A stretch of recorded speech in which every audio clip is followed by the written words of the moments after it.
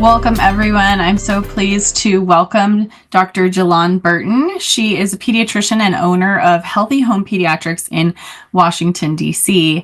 She already had two young children, when she opened her practice in 2018, and then ended up having another child after opening her practice. And so today she's going to talk to us about women in DPC, specifically about finding harmony in your practice. And she's going to help us address some of those questions that we frequently hear about. As a woman and as a mother, how do you balance the demands of not just being a pediatrician and a clinician, but also a practice owner? So thanks so much, Dr. Burton, for being here, and I'll turn it over to you. Thank you. Thanks so much for having me. This is a topic that I'm so passionate about because Marina, there are not a lot of resources out there for women. I feel like things are very male-centered, and things can be very scary when you are a woman starting your DPC practice. And so I'm really passionate about making sure that the next generation of physicians, and even our generations of physicians, have resources that are tailored specifically to our needs and the way that we do things a little bit differently. Absolutely.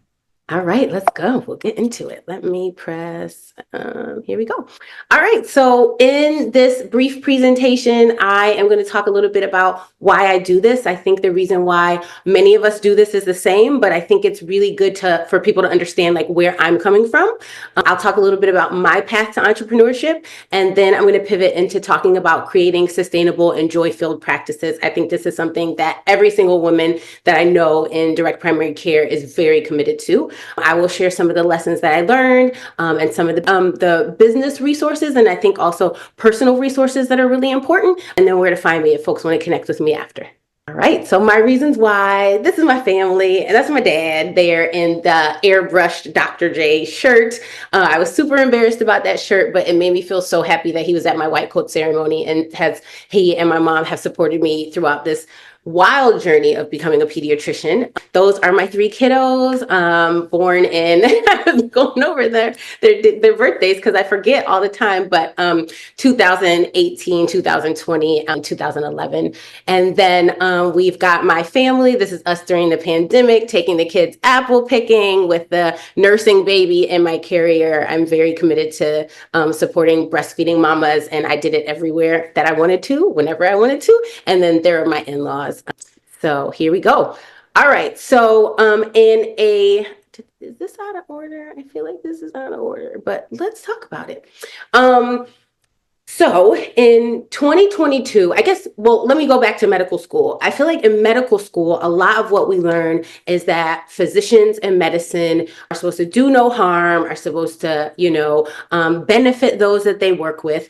But in medical school and in public health school, I just kept hearing about these lasting and chronic health disparities, contributing to disproportionate outcomes and patients being treated badly. And so in 2022, I received some grant funding and did a study with Johns Hopkins University here in my neighborhood. And so I said, I want to know what my neighbors are experiencing when they interact with healthcare, because folks are not saying good things. I'm not reading good things. And so this was just an informal study that I did of my neighbors. These were coaches, lawyers, doctors, mailmen, service workers, all different people. And I said, what is your experience like in medicine? And these are the responses that I got. They felt dismissed. They felt like there was a lack of empathy. They felt rushed. They felt pushed. They felt negative. It was isolated and it was alone, and they felt uninformed. So when I was thinking about launching my DPC practice, these were some of the things that I was thinking of, right? These are some of the reasons why I do what I do.